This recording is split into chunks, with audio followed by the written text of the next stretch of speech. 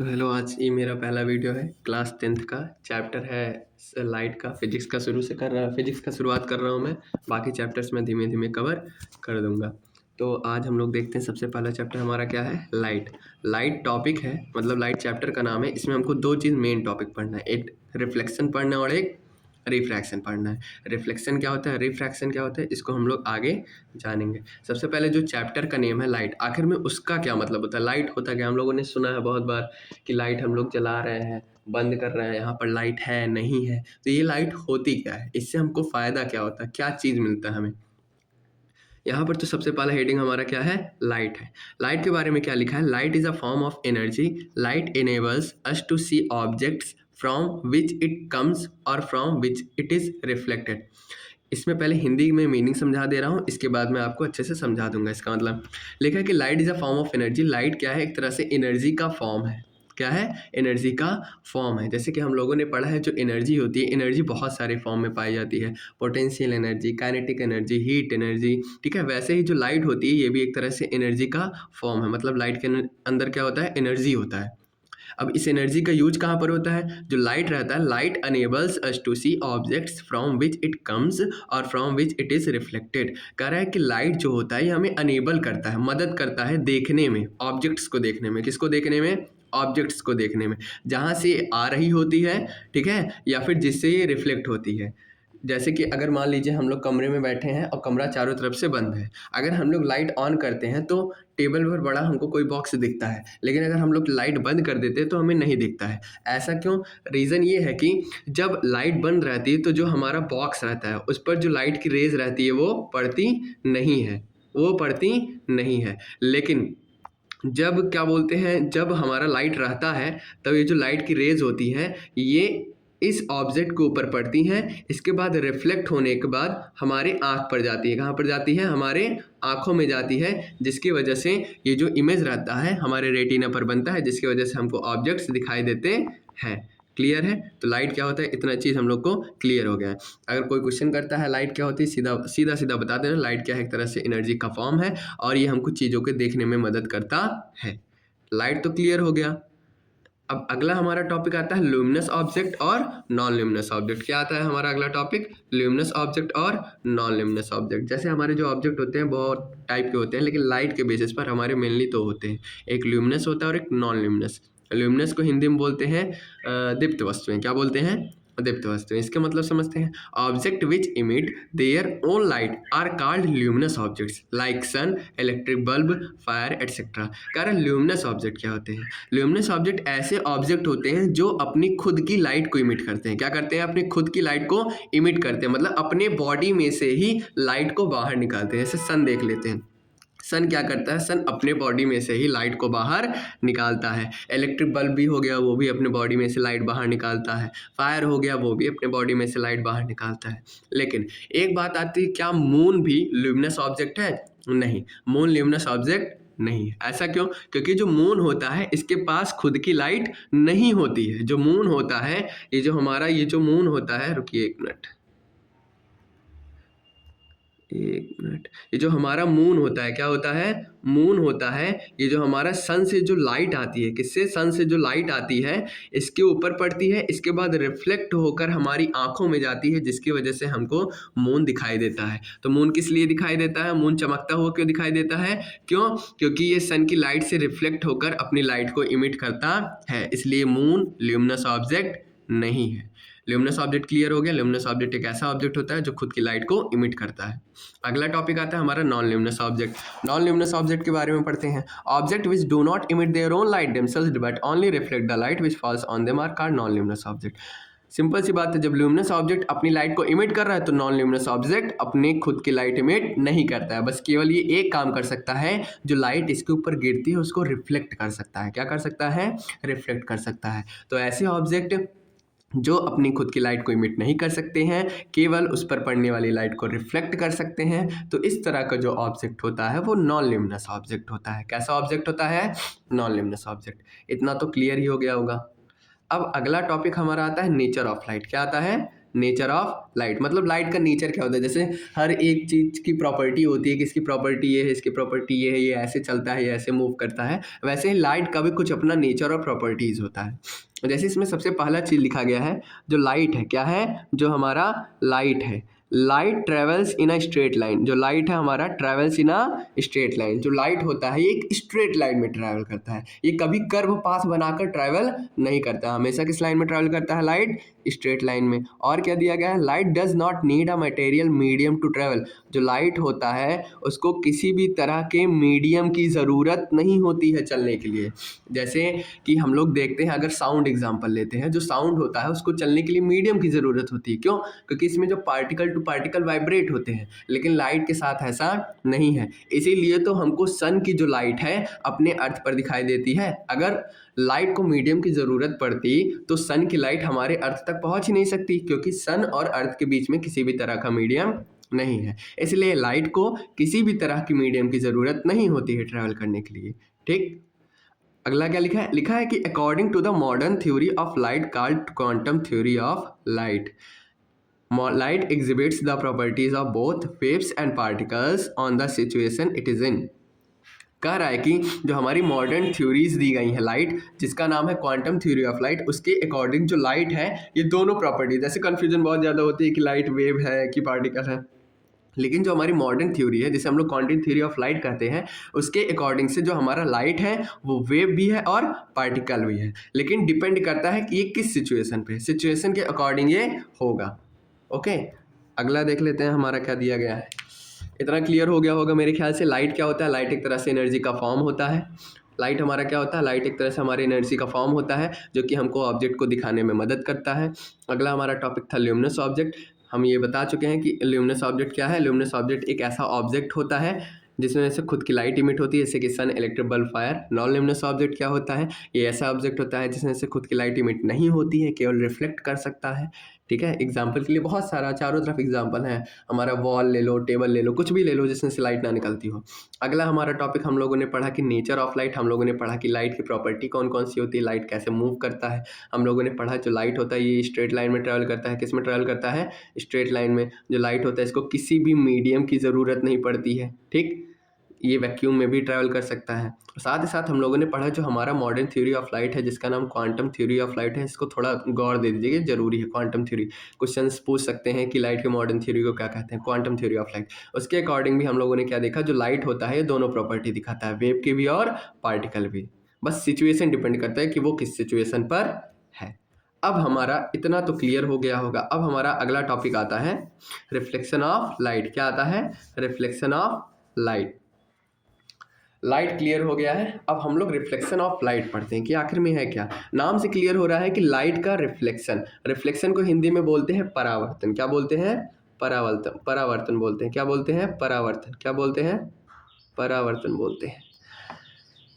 Reflection of light लिखा है कि the phenomenon of bouncing back of light in the same medium after striking the surface is called reflection of light. पहले इतना meaning बताता हूँ फिर फिगर बना के समझाते हैं। लिखा है the phenomena of bouncing back of light, ये एक तरह की घटना होती है। क्या होती है, घटना या फिर फिनोमिना होती है। रिफ्लेक्शन ऑफ लाइट क्या होती है, एक तरह का फिनोमिना होता है। इसमें होता क्या है, जैसे अगर हमारा कोई सरफेस है, क्या होता है, सरफेस होता है, तो किसी भी लाइट का किसी भी सरफेस से टकरा कर, यहाँ पर देखो लिखा है बाउंसिंग बैक।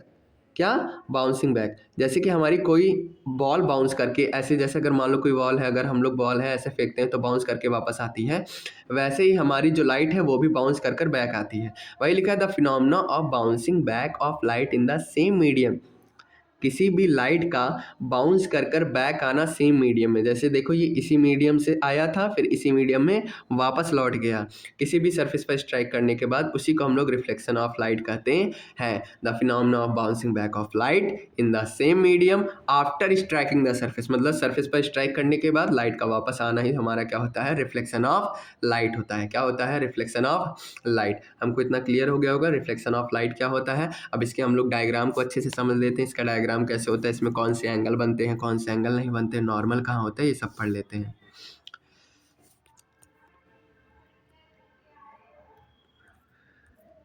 अब यहाँ पर ये है हमारा डायग्राम, कहाँ है, ये हमारा क्या है, ये डायग्राम है। अब इसी को हमको समझना है, क्या करना है हमको समझना है।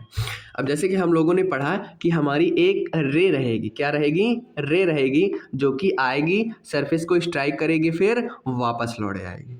ठीक, हम लोगों ने ये पढ़ा, इसी को हम लोग रिफ्लेक्शन ऑफ लाइट कहते हैं। तो ध्यान दीजिएगा, जो रे हमारी गिरती है किसी सरफेस पर, क्या, जो हमारी रे किसी सरफेस के ऊपर गिरती है उसे हम लोग इंसिडेंट रे कहते हैं। क्या कहते हैं, इंसिडेंट रे। गिरने का मतलब ही होता है किसी चीज़ के ऊपर इंसिडेंट करना। ठीक, तो हमारी ऐसी रे जो कि किसी सरफेस पर आती है तो उसे इंसिडेंट रे कहते हैं, और रिफ्लेक्शन के बाद जो वापस लौट जाती है उसे हम लोग रिफ्लेक्टेड रे कहते हैं। क्या कहते हैं, रिफ्लेक्टेड रे। क्या कहते हैं, रिफ्लेक्टेड रे। क्या कहते हैं, रिफ्लेक्टेड रे। ठीक, साथ ही साथ और इंसिडेंट रे और रिफ्लेक्टेड रे हमारी जिस पॉइंट पर मिलती हैं, क्या चीज़, जिस पॉइंट पर मिलती हैं, जिस पॉइंट पर मिलती है उसे हम लोग क्या कहते हैं, पॉइंट ऑफ इंसिडेंट। क्या कहते हैं, पॉइंट ऑफ इंसिडेंट। क्या कहते हैं, पॉइंट ऑफ इंसिडेंट। इतना चीज़ क्लियर है। इंसिडेंट रे जो रे आएगी, रिफ्लेक्टेड रे जो वापस लौट जाएगी, और जिस पॉइंट पर दोनों रे मिलेगी उसे पॉइंट ऑफ इंसिडेंट कहते हैं। अब हमारा जो सरफेस है, अगर उस पर 90 डिग्री का एंगल बनाते हुए पॉइंट ऑफ इंसिडेंट पे अगर हम लोग एक परपेंडिकुलर खींचेंगे या फिर नॉर्मल खींचेंगे, या फिर एक हिसाब समझ लेते हैं परपेंडिकुलर खींचेंगे, जैसे ये हमारा सरफेस है, एक मिनट, जैसे ये हमारा क्या है, सरफेस है, सरफेस है। अब यहाँ से लाइट आई और यहाँ से लाइट चली गई, तो हम क्या करेंगे, इसी पॉइंट ऑफ इंसिडेंट पे क्या खींचेंगे, एक परपेंडिकुलर खींचेंगे। देखिए ये 90 डिग्री का एंगल बना रहा है कि नहीं बना रहा है, ये देखिए 90 डिग्री का एंगल बना रहा है।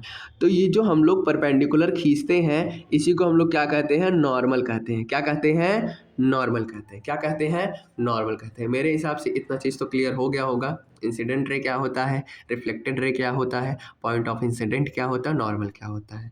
सिंपल सी बात है, सरफेस के ऊपर जो रे आएगी उसे इंसिडेंट रे कहेंगे, इसके बाद रिफ्लेक्ट होने के बाद जो रे वापस लौट जाएगी उसे रिफ्लेक्टेड रे कहेंगे। ठीक, और पॉइंट ऑफ इंसिडेंट पे जो 90 डिग्री का एंगल बनाते हुए हम लोग परपेंडिकुलर खींचते हैं वो नॉर्मल होता है। इतना चीज़ क्लियर हो गया है। अब आइए हम लोग एंगल्स को समझ लेते हैं। किसको समझ लेते हैं, एंगल को समझ लेते हैं। एंगल भी बहुत सिंपल होता है, बहुत ज़्यादा कुछ नहीं करना है। ये जो इंसिडेंट रे होता है, कौन सा, इंसिडेंट रे जो होता है, और एक मिनट, जो इंसिडेंट रे होता है और ये जो नॉर्मल होता है, इसके बीच में जो एंगल होता है उसे एंगल ऑफ इंसिडेंट कहते हैं। क्या कहते हैं, एंगल ऑफ इंसिडेंट। हमको दिख रहा है कि इंसिडेंट रे और नॉर्मल के बीच में एक एंगल बन रहा है। सिंपल सी बात है, इंसिडेंट रे के बगल बन रहा है इसलिए नाम रख देते हैं एंगल ऑफ इंसिडेंट, और यहाँ पर रिफ्लेक्टेड रे के बगल बन रहा है इसलिए इसे हम लोग क्या दे देंगे नाम, एंगल ऑफ रिफ्लेक्शन। क्या नाम दे देंगे, एंगल ऑफ रिफ्लेक्शन। मेरे ख्याल से इतना समझ में आ गया होगा, इतना पूरा जितना मैंने अभी बताया है। पहले हम लोग देख लेते हैं एक बार फिर से। लाइट क्लियर हो गया, ल्यूमिनस ऑब्जेक्ट भी क्लियर हो गया है, नॉन ल्यूमिनस ऑब्जेक्ट भी क्लियर हो गया है, हमारा नेचर ऑफ लाइट भी क्लियर हो गया है, रिफ्लेक्शन ऑफ लाइट भी क्लियर हो गया है मेरे अकॉर्डिंग।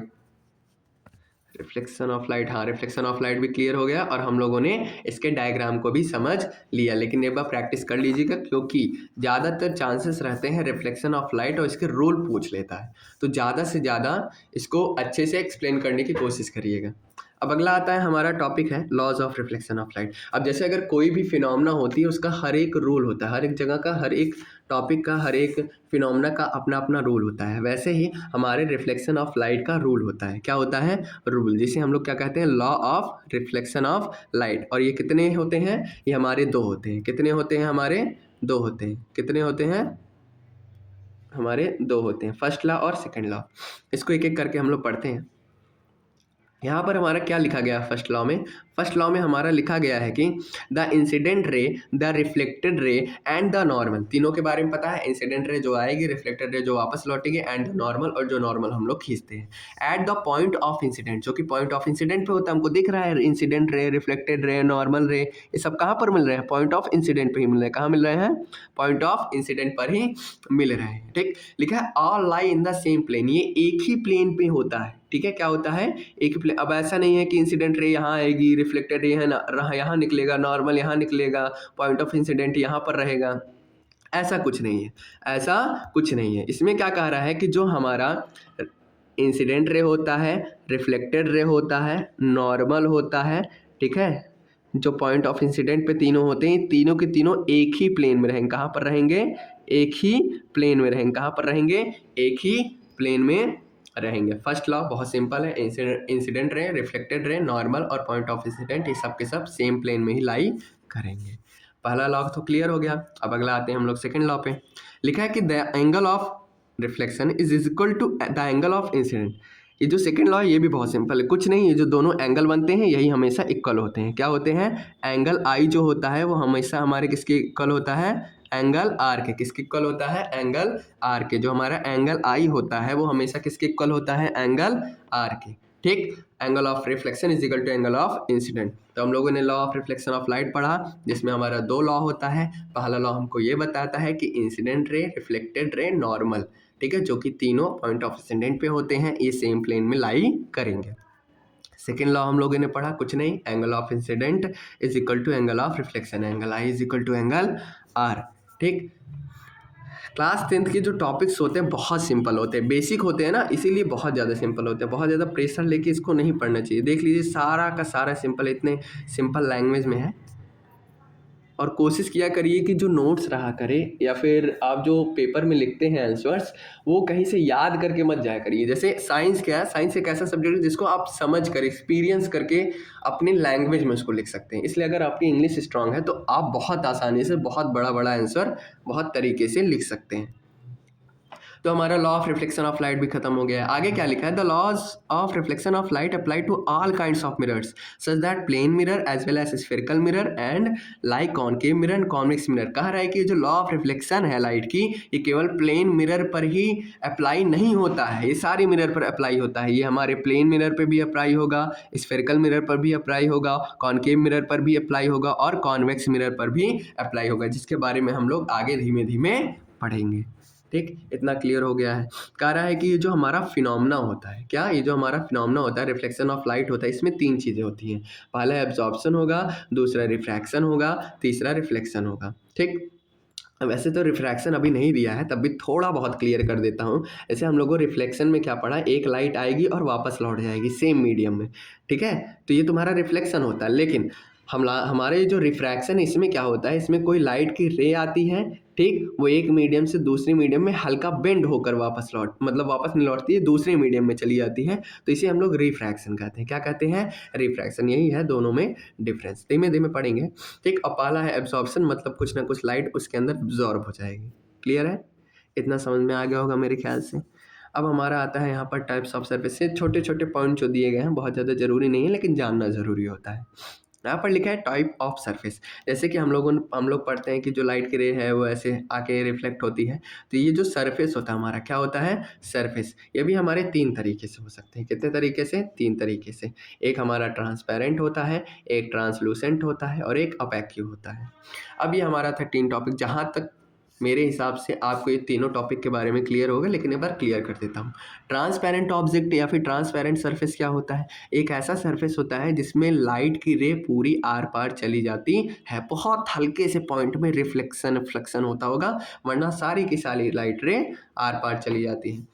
ट्रांसलूसेंट क्या होता है? ट्रांसलूसेंट एक ऐसा सरफेस होता है जिससे लाइट की रे थोड़ी बहुत जाती है। जैसे कुछ होता है ना, कुछ चीज़ें होती है, जैसे कागज़ ले लेते हैं, कागज़ को अगर रोशनी में कर देते हैं, हल्का फुल्का हमको आर पार दिखाई देता है, हल्का वाला कागज़ जो रहता है, तो हमारा वो ट्रांसलूसेंट होता है, क्योंकि इसमें लाइट की रे बहुत हल्की हल्की आर पार जा सकती है, लगभग बराबर होता है। अगला आता है ओपेक्यू। ओपेक्यू नाम से क्लियर है, ये हमारे एक ऐसा ऑब्जेक्ट होता है जिसके आर पार हमको थोड़ा सा भी दिखाई नहीं देता है, थोड़ा सा भी दिखाई नहीं देता है। ठीक, तो यहाँ पर देखो कुछ लिखा है, ट्रांसपेरेंट के नीचे लिखा है रिफ्रैक्शन ऊपर एरो है, रिफ्लेक्शन नीचे एरो है। इसका कहने का क्या मतलब है? इसका कहने का मतलब यही है कि ये जो हमारा ट्रांसपेरेंट होता है इसमें हमारा रिफ्लेक्शन ज़्यादा होता है, रिफ्रैक्शन ज़्यादा होता है। क्या चीज़ ज़्यादा होता है? रिफ्रैक्शन ज़्यादा होता है, रिफ्लेक्शन कम होता है। ट्रांसलूसेंट में दोनों बराबर होता है और अपेक्यू में हमारा रिफ्रैक्शन कम, रिफ्लेक्शन ज़्यादा होता है। इतना चीज़ क्लियर है? मेरे हिसाब से क्लियर होगा आप लोग को। आगे देख लेते हैं क्या कह रहा है। एक मिनट, इसको इरेज करते, 1 मिनट।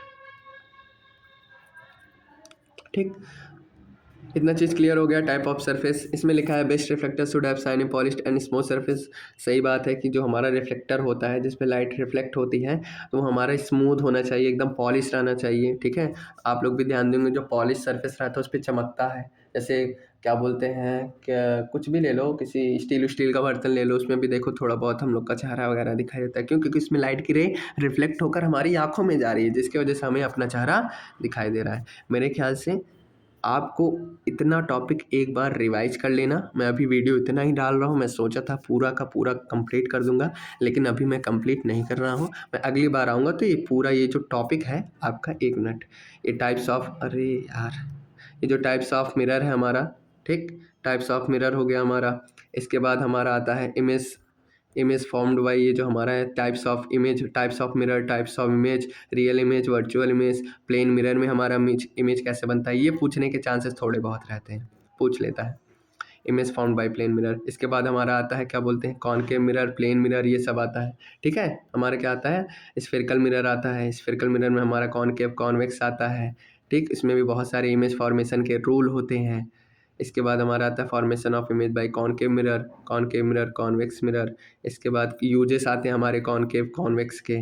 फिर हमारा क्या आता है, रिफ्रैक्शन ऑफ लाइट, जिसको मैंने बता रहा था, देखिए एक मीडियम से जाके दूसरे मीडियम हल्का बेंड हुआ है। फिर हम लोग रिफ्रैक्शन ऑफ लाइट पढ़ेंगे, लॉज ऑफ रिफ्रैक्शन पढ़ेंगे। सारा एक हिसाब से देखने में जैसे लगता है बहुत बड़ा है, लेकिन नहीं, बहुत सिंपल और बहुत क्लियर लैंग्वेज इसमें होता है और बहुत आसान होता है। और भगवान से ये मनाओ कि ज़्यादा से ज़्यादा क्वेश्चन लाइट वाले चैप्टर से आए।